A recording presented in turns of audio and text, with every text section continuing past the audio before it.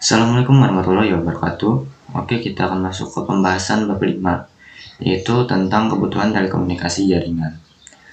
Baiklah, kita akan langsung mulai presentasinya. Oke, kita mulai terlebih dahulu. Pertama, kita masuk ke pengertian internet.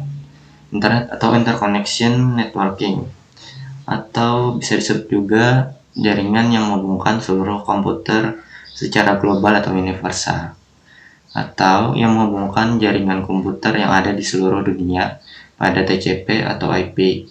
Apa itu TCP? TCP adalah Transmission Control Protocol, atau aturan pengiriman paket data, atau yang mengontrol pengiriman paket data pada internet protokol atau IP.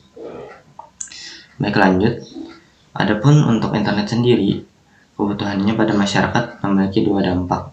Di sini ada dampak positif internet dan dampak negatif internet. Di antaranya, dampak positif internet yaitu sebagai media komunikasi. Nah, ketika media komunikasi bisa dilakukan melalui internet, maka akan terdapat kemudahan di mana orang bisa berkomunikasi satu sama lain, walaupun jaraknya berjauhan atau tidak dalam satu jarak yang sama. Kemudian ada media mencari informasi. Nah, adapun untuk media mencari informasi sendiri, itu mengacu pada alat pencarian atau search engine yang ada di internet, atau mengacu pada Google, di mana kita bisa mengakses berbagai informasi melalui Google tersebut. Di antaranya ada website ataupun artikel-artikel terkait kehidupan atau artikel terkait pembelajaran di sekolah dan lain-lain. Kemudian sumber penghasilan. Nah, untuk sumber penghasilan sendiri terdapat beberapa lowongan pekerjaan yang berasal dari internet. Di antaranya yaitu yang marak terjadi sekarang adalah jualan online atau disebut juga online shop, di mana kita bisa mendapat berbagai keuntungan di sana. Di antaranya cara berdagang secara online tanpa harus menyediakan tempat dan hemat biaya juga. Kemudian bisa belajar bagaimana cara menggunakan internet sebagai penghasil uang yang baik. Nah, ketika kita berhasil berjualan di online shop, maka keuntungan yang bisa kita dapat itu tidaklah sedikit. Di antaranya ketika kita menjual beberapa produk, kita akan mendapatkan penghasilan yang lumayan jika sudah berhasil menerapkan konsep untuk jual beli online tadi. Karena pelanggan kita tidak hanya pada satu tempat saja, tapi dari tempat lain juga. Kemudian ada kemudahan berbisnis. Nah, untuk kemudahan berbisnis sendiri, nah itu erat kaitannya dengan aspek sebelumnya tadi, di mana sebagai sumber penghasilan itu online shop.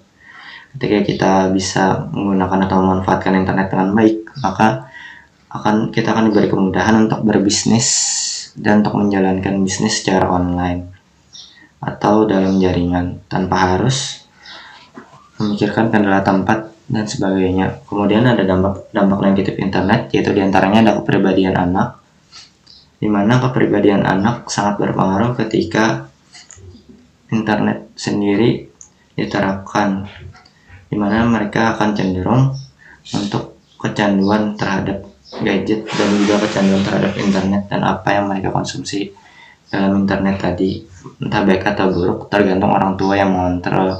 Namun jika mereka terlalu banyak mengonsumsi hal buruk seperti hal-hal yang di luar dari rumah mereka, maka akan menjadi dampak yang sangat buruk bagi kepribadian mereka. Kemudian anak mudah emosi ketika tidak diperbolehkan mengakses internet atau mengakses HP-nya. Nah, lebih ke HP tapi masih berhubungan ke internet. Kemudian kesehatan. Nah, beberapa dampak pada kesehatan diantaranya itu adalah ketika kita terlalu lama mengakses internet atau terlalu lama melihat layar untuk melihat hal-hal yang ada di internet, maka kesehatan mata kita juga akan terganggu. Kemudian tubuh mudah lelah. Selain itu, ada beberapa informasi yang tidak mendukung atau tidak relevan ketika kita tidak tahu benar-benar informasi tentang kesehatan tersebut atau tips and trick bagaimana menjaga tubuh agar tetap sehat. Nah, itu salah satu dampak negatifnya. Kemudian ada tingkat kehidupan masyarakat. Untuk tingkat kehidupan masyarakat sendiri itu lebih ke bullying atau lebih ke dampak negatif sosial media, karena sosial media erat kaitannya dengan kehidupan masyarakat saat ini. Beberapa masyarakat itu akan terpengaruh dengan berita-berita hoax yang telah beredar tentang tingkat kehidupan masyarakat sendiri. Hal itu erat kaitannya dengan bagaimana mereka merespon kehidupan mereka untuk kedepannya, kemudian bagaimana mereka merespon berita-berita yang telah beredar tanpa mengetahui apa gimana kebenaran dari berita tersebut. Kemudian ada kemalasan. Nah, adapun ketika kita terlalu sering mengakses internet atau berada di depan layar komputer atau handphone, itu akan timbul rasa malas untuk melakukan aktivitas lain selain menjelajahi internet tadi. Karena saat ini terdapat beberapa fitur yang membuat kita terkadang lupa waktu dan selalu mengakses internet tanpa melihat waktu yang telah kita habiskan untuk melihat internet tadi.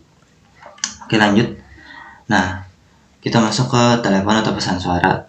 Nah, untuk pesan suara sendiri itu ada sejarahnya, dimana untuk telepon pertama atau telepon mobil pertama itu ditemukan pada tahun 1940. Kemudian ada 1959 itu Princess Phone, atau itu handphone yang bentuknya itu lebih diarahkan ke pemakaian oleh ibu rumah tangga atau perempuan. Kemudian ada tahun 1963 telepon dengan tombol, atau dulu itu telepon sejenis HP Nokia. Kemudian ada tahun 1971 telepon untuk sistem bisnis. Nah, untuk sistem bisnis sendiri bisa kita temukan di perhotelan atau di kantor-kantor ketika seorang sekretaris yang menghubungi atasannya, maka mereka melakukan telepon untuk sistem bisnis ini. Dan 1983, 1899 itu sistem telepon dikembangkan oleh AT&T. Kemudian 1913 ditemukan telepon dengan sistem amplifier elektrik.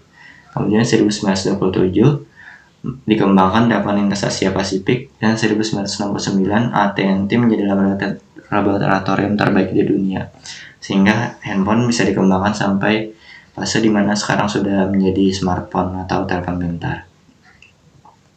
Nah, adapun dampak negatif telepon itu seperti dampak negatif dari internet tadi, yaitu kepribadian anak, di mana anak mudah marah dan sangat sulit diatur ketika sudah berhadapan dengan handphone, dan kadang sering lupa waktu atau sulit untuk diarahkan. Kemudian kesehatan, salah satunya tadi kesehatan mata dan juga kesehatan tubuh.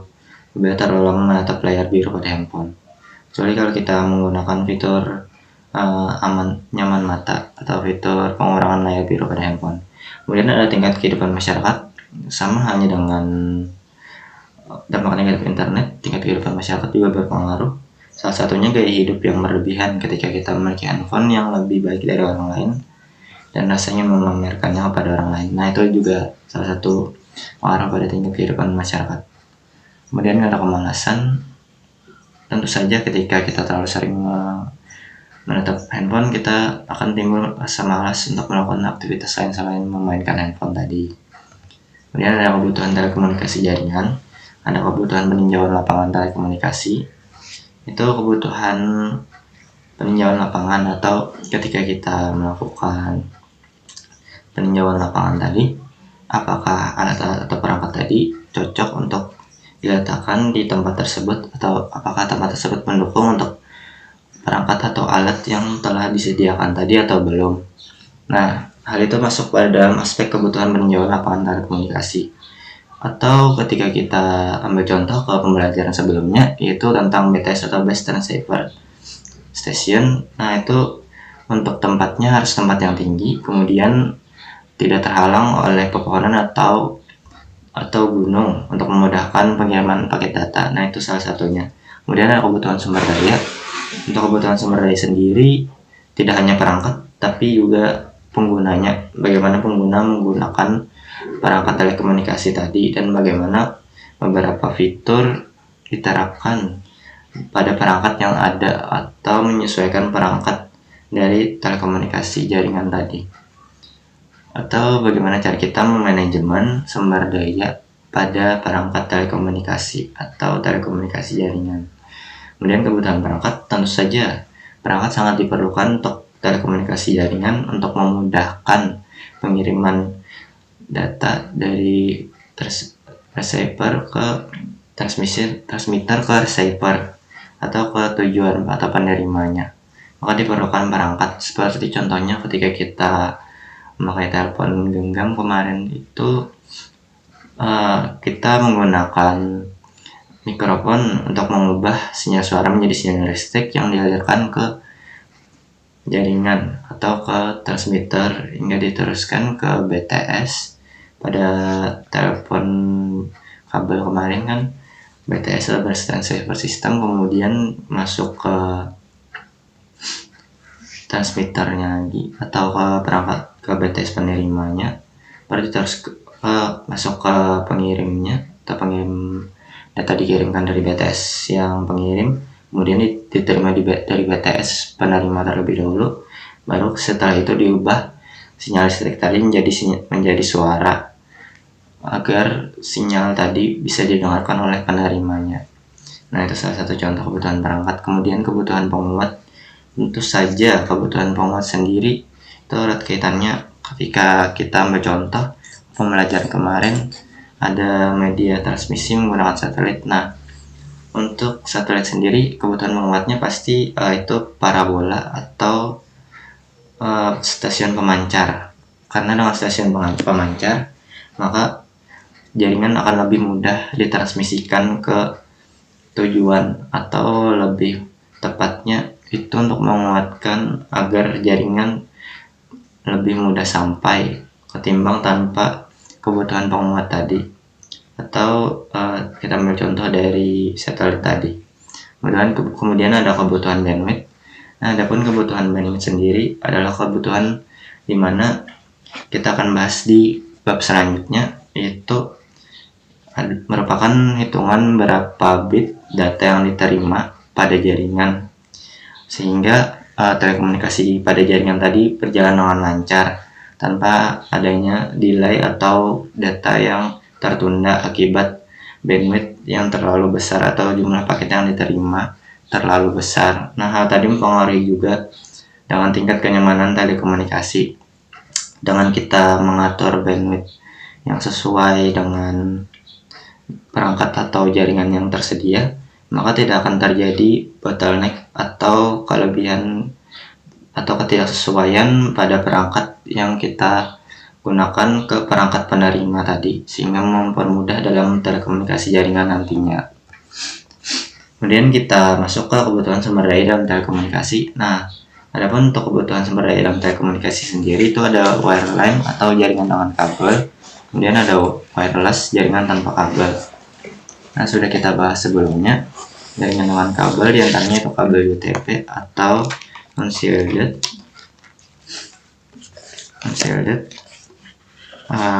transfer protocol atau kabel UTP tadi. Nah, kemudian ada kabel koaksial dan ada kabel fiber optik. Maaf apabila ada kurang dalam penyampaiannya. Nah, untuk kabel UTP kemarin sudah dibahas pada pertemuan sebelumnya. Itu kabel yang menghubungkan jaringan LAN ya kemarin. Kemudian ada kabel koaksial. Nah, kabel UTP tadi saya ulang ya, itu kabel yang unshielded twisted pair atau kabel yang dipilin atau dipelintir dengan menggabungkan dua kabel di dalamnya untuk menghubungkan jaringan LAN. Kemudian ada kabel koaksial, kemudian ada juga kabel fiber optik atau kabel transmisi cahaya. Oke, kita lanjutkan. Ada wireless atau jaringan tanpa kabel, itu ada jaringan modem. Nah, modem sendiri itu alat pengolah data dari digital ke analog atau sebaliknya. Itu modem tadi ya. Oke, kita lanjutkan. Nah, kemarin sudah dibahas pada bab sebelumnya, itu pada aspek teknologi komunikasi data dan suara. Oke, kita lanjut. Kemudian ada kebutuhan telekomunikasi jaringan. Nah, tadi ada kabel koaksial, yaitu kabel sebagai sarana penyalur transmitter sebagai penyalur informasi menjadi aliran listrik. Nah, kabel koaksial tadi itu menyalurkan transmitter atau menyalurkan informasi menjadi aliran listrik tadi ya. Kemudian ada twister pair, kabel yang terdiri dari beberapa kuat tembaga yang dipilih. Kemudian ada kabel fiber optik, kabel yang terbuat dari serat plastik atau serat kaca kecil untuk mentransmisikan sinyal cahaya. Nah, kita sudah mengetahui pengertiannya tadi, pasti sudah ada merangkum juga kemarin. Nah, kemudian kita lanjutkan ke perangkat, yaitu kebutuhan dan komunikasi jaringan pada perangkat. Ada NIC, yaitu perangkat untuk menghubungkan komputer dengan LAN. Apa itu NIC? Itu Network Interface Card. Kemudian ada router atau perangkat network menghubungkan beberapa network dengan minimal 2 network interface. Kemudian ada switch, perangkat yang identik dengan hub namun fungsi yang lebih baik dari hub.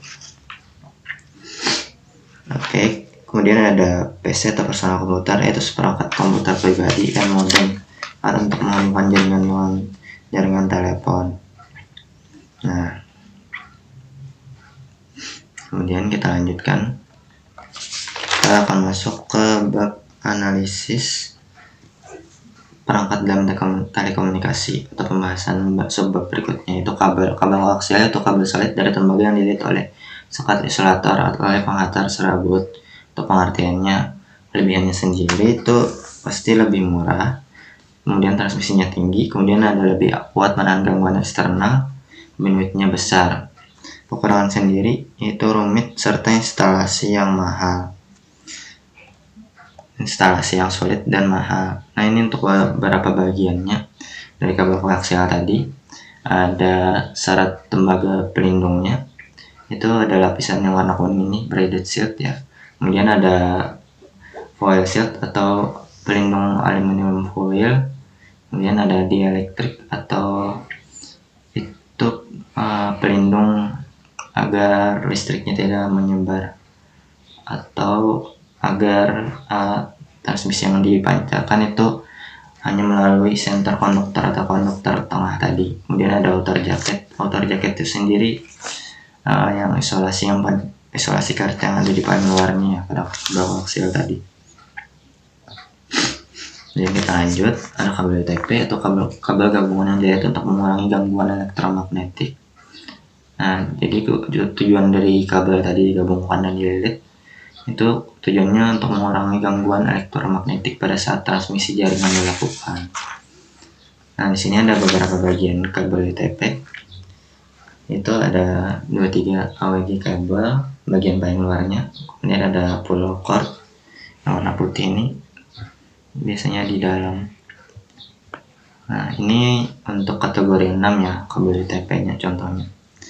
Nah, di sini ada beberapa kabel nih, ada putih biru sama biru, ada coklat putih coklat, hijau putih hijau, kemudian orange putih orange. Nah, ada divider atau pemisah dari tiap kabel yang dipilih tadi. Nah, ada juga kabel yang dililitnya. Oke, kita lanjut.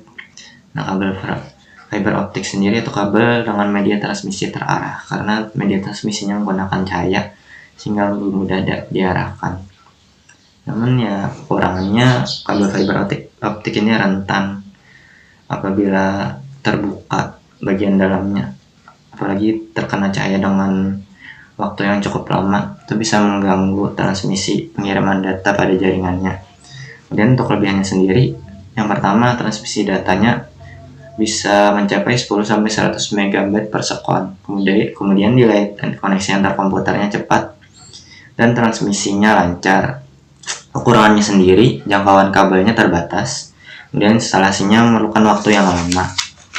Nah, ini ada bagian kabel fiber optik, ada outer jacket atau bagian paling luar dari kabelnya, kemudian ada Kevlar reinforcing material atau pelindung pemisah bagian material dari outer jacket dengan plastik pelindungnya. atau sekat-sekat seperti serabut yang ada di kabel-kabel luarnya itu. Kemudian ada pelindung plastik, sama yang paling tengah itu bagian paling pentingnya, itu glass fiber dan cladding. Cladding itu lapisan terluarnya, ada lapisan intinya atau lapisan pengirimnya. Cladding itu terdiri dari kaca atau serat-serat kaca, dan glass fibernya serat kaca yang paling kecil atau sebagai transmisi pengirimnya. Nah, karena fiber optik sendiri rentan terhadap cahaya, jadi banyak lapisan pelindung pada kabel fiber optik ini. Nah, begitu. Kemudian ada jaringan wireless atau jaringan tanpa kabel, ada gelombang radio, ada sinar infrared atau sinar inframerah, kemudian ada Bluetooth sama gelombang mikro. Nah, adapun untuk gelombang radio sendiri itu merupakan media telekomunikasi dari pancaran gelombang radio yang ditransmisikan dari stasiun pengirim ke stasiun penerima. Seperti itu untuk pengertiannya. Kemudian ada sinar inframerah. Nah, ini biasanya media telekomunikasi data yang menggunakan sinar inframerah untuk pengiriman atau transmisi datanya. Kemudian ada gelombang mikro atau gelombang yang paling kecil atau gelombang dengan skala kecil, hanya beberapa kilometer saja untuk gelombangnya, atau gelombang dengan skala yang terbatas sehingga disebut gelombang mikro. Ini ada Bluetooth, media transmisi data dengan menghubungkan kedua perangkat dengan tujuan untuk mengirim data menggunakan Bluetooth tadi. Nah, saling mengaitkan Bluetooth dengan password yang ada. Kemudian data dikirimkan melalui perangkat pengirim ke perangkat penerima. Dulu pada zaman telekomunikasi handphone masih belum secanggih sekarang, masih banyak penggunaan Bluetooth untuk mengirim beberapa file, diantaranya ada file suara, kemudian file gambar, dan juga tentu saja ada file data atau aplikasi. Oke, lanjut. Kemudian ada kelebihannya. Nah, ada mobilitas, yaitu dimana jaringan kabel menyediakan akses secara real time. Jadi akses real time ini bisa diakses secara langsung pada saat dijalankan ya, untuk akses jaringan kabel sendiri.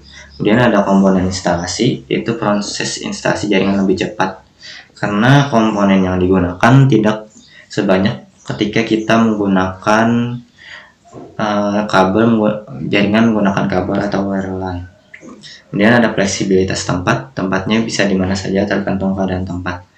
Nah, itu tadi ketika kita menggunakan transmisi menggunakan wireless, itu kita bisa menggunakannya di mana saja asalkan tempat tersebut memiliki koneksi yang bagus atau memiliki tempat di mana kita itu bisa menggunakan perangkat seperti contohnya modem, tempatnya tidak minim jaringan, atau tempatnya terjangkau dengan stasiun pemancar terdekat sehingga lebih mudah dalam pengiriman datanya.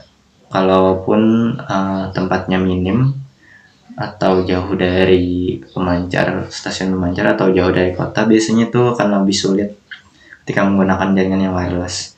Dan hemat biaya. Nah, hemat biaya tadi kaitannya dengan komponen instalasinya ya, karena tidak menggunakan kabel sehingga hanya menggunakan perangkatnya tertentu saja untuk melakukan proses telekomunikasi dalam jaringannya. Karena biasanya kalau untuk penggunaan kabel wireline itu menggunakan kabel yang cukup panjang atau kabel yang panjang, sehingga itu memerlukan biaya lebih untuk penerapannya ya. Kemudian ada kemampuan jangkauan, tentu saja konfigurasi jaringan dengan penggunaan sedikit pengguna itu bisa menjadi jaringan infrastruktur yang lebih banyak. Maksudnya itu dimana ketika penggunanya sedikit, maka infrastruktur yang dihasilkan itu lebih banyak.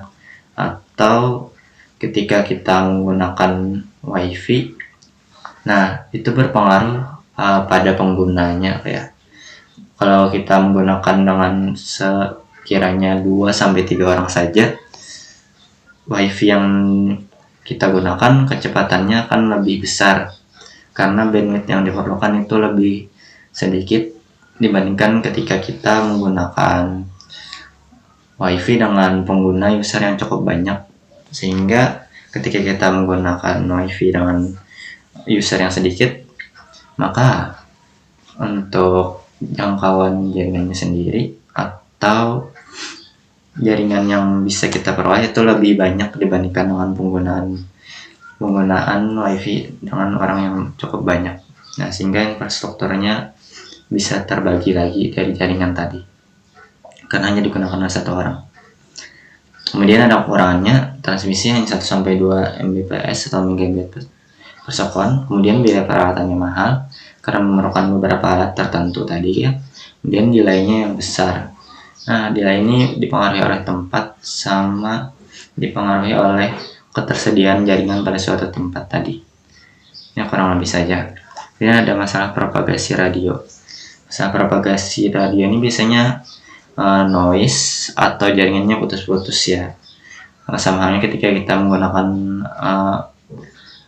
aplikasi pada WhatsApp. Nah, ketika jaringan kita itu lemah atau di luar jangkauan, maka jaringan yang dihasilkan itu akan mengalami banyak masalah atau noise-nya akan lebih besar ketimbang kita menggunakan radio atau ketimbang kita menggunakan jaringan yang wireless atau ketimbang kita menggunakan kabel dengan sistem wireline atau menggunakan kabel. Kemudian kapasitas jaringan terbatas. Nah, kapasitas jaringan ini tergantung dengan pengguna atau usernya. Semakin banyak usernya, semakin terbatas juga jaringan atau semakin terbatas juga bandwidth yang bisa kita terima atau jumlah byte yang bisa kita terima.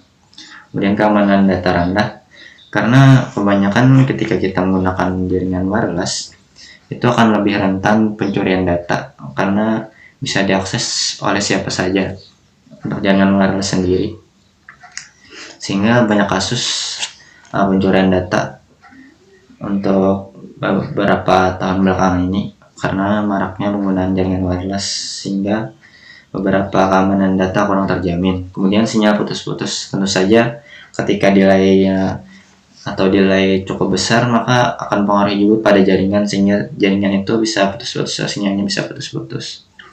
Kemudian ada jaringan modem, itu jaringan atau perangkat penghubungan ke komputer atau local area network komputer. Oke. Ada beberapa jenis jaringan modemnya. Ada modem internal. Nah, itu ada pada card atau slot motherboard.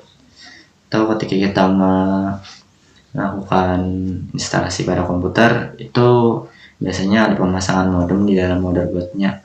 Nah, itu biasanya menggunakan modem internal. Kemudian ada modem eksternal atau modem yang ada di luar komputer. Di antaranya kalau kalian menggunakan Orbit, nah biasanya Orbit itu termasuk dalam golongan kategori modem eksternal karena digunakan di luar komputer, atau modem yang kalian menggunakan kartu perdana di dalamnya tapi kalian menggunakan modem pada komputer kalian. Nah, itu menggunakan modem eksternal juga. Ini ada modem media kabel, itu TV kabel dengan media perantaranya. Nah, kalau kalian menggunakan TV yang sudah menggunakan peralihan dari digital ke analog ke digital, nah biasanya TV analog kan tidak ada perantaranya tuh. Nah, kalau kita menggunakan TV kabel atau TV yang kalau di kampung saya itu biasanya menggunakan parabola. Nah, itu nama alatnya itu matrix. Itu ada sejenis pemancar jaringan atau pemancar radio yang menghubungkan antara televisi ke parabola tadi. Nah, sehingga kategori tadi termasuk modem media kabel karena penghubung perantara alat tadi menggunakan kabel atau menggunakan perangkat pendukung atau parabola tadi. Kemudian ada modem tanpa kabel atau modem tanpa kabel seperti modem GSM, modem CDMA, dan lain-lain. Modem GSM tadi termasuk contoh yang di modem eksternal tadi lah. Tapi yang modem GSM ini pakai kartu perdana sama dengan CDMA juga. Kemudian ada komunikasi dengan satelit, yaitu kabel dengan media transmisi terarah sebagai pemancar, penerima, dan penguat. Nah, dengan komunikasi menggunakan satelit, maka media transmisinya tadi hanya dikirimkan ke transmisi atau penerima transmisi yang ada di satelit luar angkasa, atau transmisi yang dikirimkan hanya satu arah, sehingga untuk pemancar, penerima, dan penguatnya sendiri itu hanya perlu menggunakan perangkat pemancar yang ada pada pemancar satelit tadi atau stasiun pada satelit tadi. Kemudian ada jenis jaringan modem. Adapun untuk jaringan modem sendiri ada antena atau pemancar penerima, fungsinya menyalurkan sinyal radio ke udara. Kemudian ada televisi dan radio, yaitu sebagai penyampai informasi yang menggunakan gelombang penghantar sinyal suara dan gambar. Kemudian ada komunikasi seluler, itu transmisi radio untuk mengirimkan sinyal informasi. Nah, kemudian ada modem tanpa kabel, yaitu stasiun penerima berbentuk piringan dengan diameter kurang dari 3 meter. Kemudian untuk contoh komunikasi dengan satelit, nah bisa dilihat dari sini, itu ada beberapa perangkat atau pemancar yang ada di beberapa bagian dunia. Itu mengirimkan data menggunakan stasiun pemancar tadi ke satelit, yang kemudian dari satelit itu diteruskan ke beberapa bagian yang ada di dalam sini ya. Nah, itu dalam skala yang lebih besar kalau untuk penggunaan satelit sendiri. Kemudian ada jenis jaringan modem lagi. Nah, di sini ada bandwidth, yaitu banyak informasi yang mengalir dari suatu tempat ke tempat lain, atau dalam suatu tempat ke tempat lain dalam suatu satuan waktu tertentu, di mana bandwidth sendiri merupakan jumlah bit yang diterima ketika proses transmisi atau proses pertukaran data dilakukan. Maka banyaknya data dalam satuan waktu tersebut disebut dengan bandwidth. Nah, untuk bandwidth sendiri sebutannya yaitu BPS atau bandwidth per second. Untuk BPS ini sendiri atau bandwidth sendiri akan dibahas pada bab selanjutnya, itu bab 6. Itu tentang bandwidth atau cara menghitung bandwidth. Kemudian ada konsep bandwidth tergantung pada media dan jarak. Jadi semakin jauh jaraknya tadi, maka untuk bandwidth sendiri akan semakin lama juga untuk pengiriman datanya atau penghitungan datanya.